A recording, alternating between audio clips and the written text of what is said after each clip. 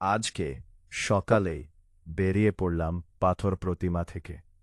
আমাদের গন্তব্য ছিল শ্রীধরনগর। নৌকায় চড়ে ধীরে ধীরে রওনা হলাম শ্রীধরনগরের দিকে। পথে যেতে যেতে চোখে পড়ল নদীর মাঝে অনেক বড় বড় জাহাজ দাঁড়িয়ে আছে।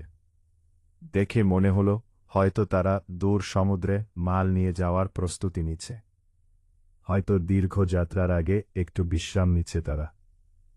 নদীর দুই পাশের দৃশ্য সত্যিই অসাধারণ।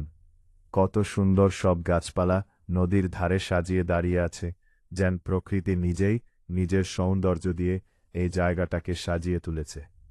আর সমুদ্রের ঢেউ ধীরে ধীরে নদীর পাড়ে আছড়ে পড়ছে, যার ফলে চূড়ার কিছু কিছু জায়গায় পাড় ভেঙেও যাচ্ছে। এরপর আমরা পৌঁছে গেলাম শিবনগর কালীবাঙ্গাল ঘাটে। সেখানে থেকে একজন যাত্রীকে তুলে নিলাম। তারপর আমাদের নৌকা ধীরে ধীরে বেসেল ঘাটের পাশ দিয়ে এগিয়ে যেতে লাগল। সামনের দিকে আমাদের গন্তব্য ছিল বিধাননগর। নৌকা ধীরে ধীরে নদীর বুক চিরে এগিয়ে চলল, আর আমরা উপভোগ করতে লাগলাম সুন্দরবনের সেই মনমুগ্ধকর প্রাকৃতিক দৃশ্য। এইভাবেই আজকের ছোট্ট যাত্রা আমাদের কাছে হয়ে উঠল এক দারুণ অভিজ্ঞতা।